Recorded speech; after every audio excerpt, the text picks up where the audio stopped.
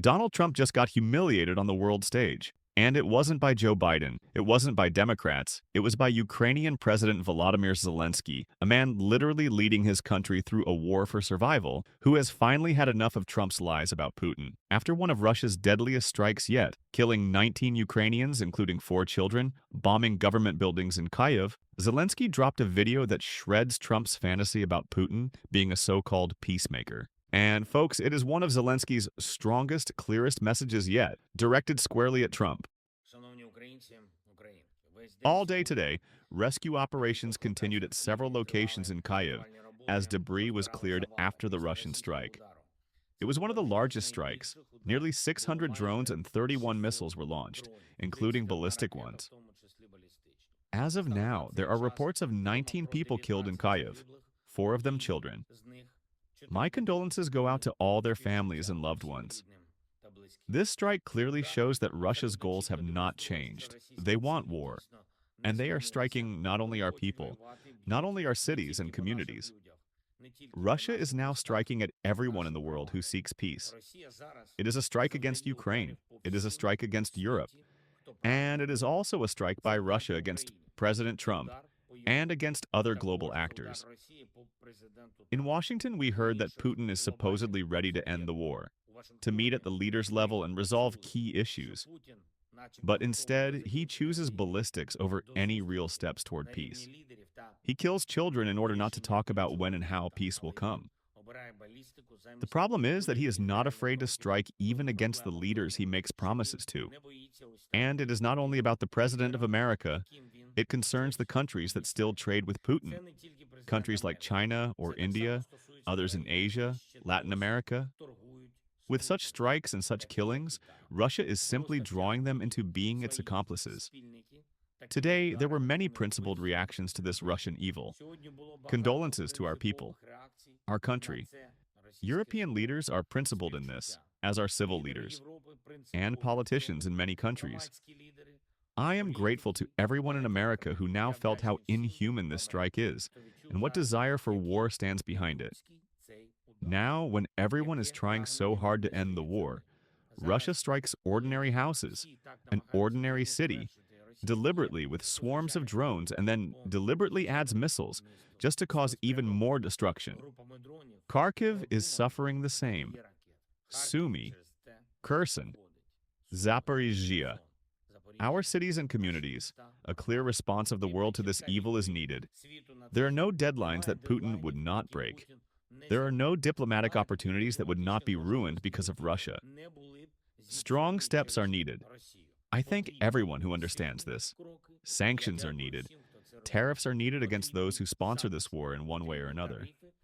Let's start with what happened. Russia launched nearly 600 drones, 31 missiles, entire apartment buildings destroyed, families buried under rubble in Kyiv, 19 dead, 4 children. Think about that. Parents who will never see their kids again because of Putin's war. And in the middle of this, Trump has been out here saying that Putin wants to make a deal, that Putin will behave if only Trump is in charge. Well, Zelenskyy's message is simple. Look at the rubble, Donald. Look at the blood. Look at the graves. This is Putin's deal. Here's the part that hit the hardest. Zelenskyy said Putin chooses missiles over peace. He kills children in order to avoid real negotiations. Let that sink in.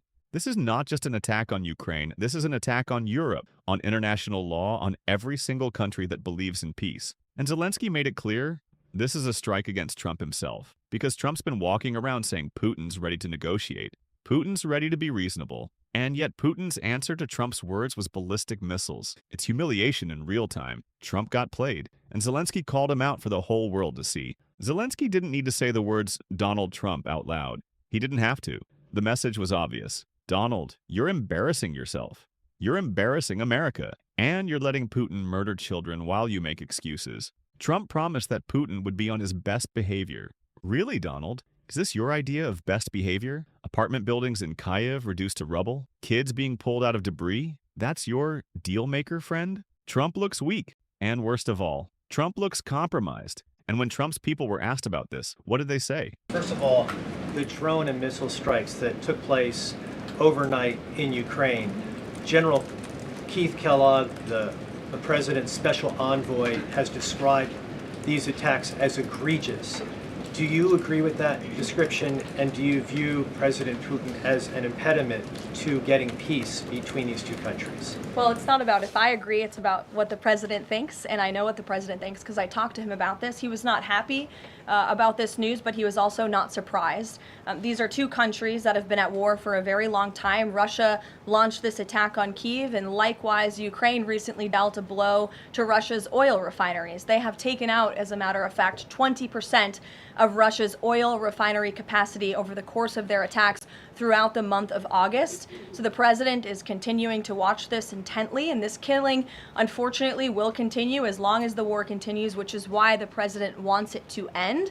And that's why he's worked harder than anyone to end this war, which would have never started if he were president. But perhaps both sides of this war are not ready to end it themselves. The president wants it to end, but the leaders of these two countries need it to end and want it to end, must want it to end as well. And I think the president will make some additional statements on this later. Karoline Leavitts, his chief propagandist, stood at the podium and actually said, both sides have their issues. Excuse me? Both sides. Ukraine was invaded. Russia is committing war crimes. How dare you even try to compare the two? This is what happens when a president is in Putin's pocket. The White House can't even condemn the killing of children without trying to both sides it. It's disgusting. Meanwhile, the rest of the world isn't fooled. NATO's Secretary General, the European Union, Italy, the UK, Portugal. Leaders across Europe lined up to say the same thing. Putin is escalating. Putin is dangerous. And Trump is failing. One European leader even went so far as to say it flat out. Trump is a Putin asset. President of Portugal Marcelo Rebelo de Sousa made a harsh statement about U.S. President Donald Trump.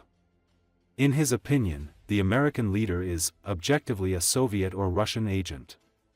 The supreme leader of the world's largest superpower is objectively a Soviet or Russian asset, said de Sousa during a speech in Castelo de Vide.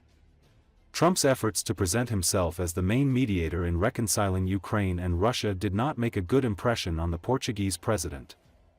De Sousa noted that Trump's attempts to settle the war were not beneficial for Ukraine. Objectively, the new U.S. leadership strategically contributed to Russia, he added. As an example, de Sousa reminded that every day there are new threats from the U.S. to impose sanctions on the Kremlin.